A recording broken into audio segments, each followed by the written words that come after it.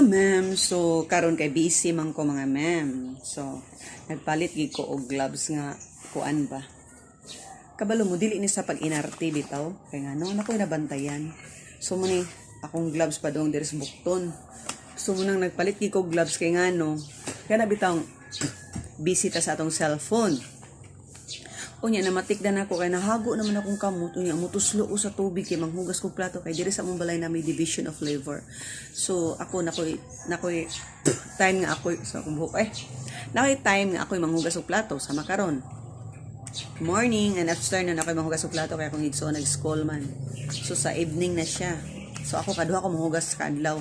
And then, og maglaba po ko. Kunya karon kay gaina rabi ako naghawid sa cellphone. So hago na akong kamot. So namatigdan ako sa akong kamot baka murag something lain bitaw siya kay mo siguro na kay murag mabutang tag mapas mo kay hago imong kamot sa cellphone niya. Tok mo di mo tubig kay bibiya ka.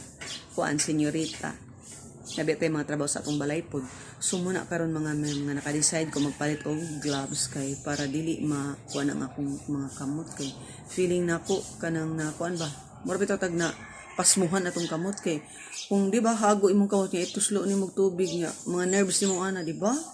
So muna mga ma'am muna sa mga content creator we need gloves sa mga content creator nga mga busy sa balay mga content creator nga dili mga kuan kaning senyorita di ba sa manako nga I'm not a senyorita I work o di ba so muna mga ma'am nga ato sang i-love ang ato mga kamot kay og mangurog tadan ni kay na nga time will come 10 years from now o di ba protection ni siya mga ma'am dili ni sa pag-arty so muna mga ma'am health tips sa takaron mga ma'am subabu kay manghugas kog plato pagkahuman maglaba ko sa akong labonon nga 3 days so 3 days na ko waka pang laba manglaba na ko kay sus Ginoo ko mga ma'am kapoy kay mo daghan tong labonon so babo for a while mga ma'am hanggang sa muli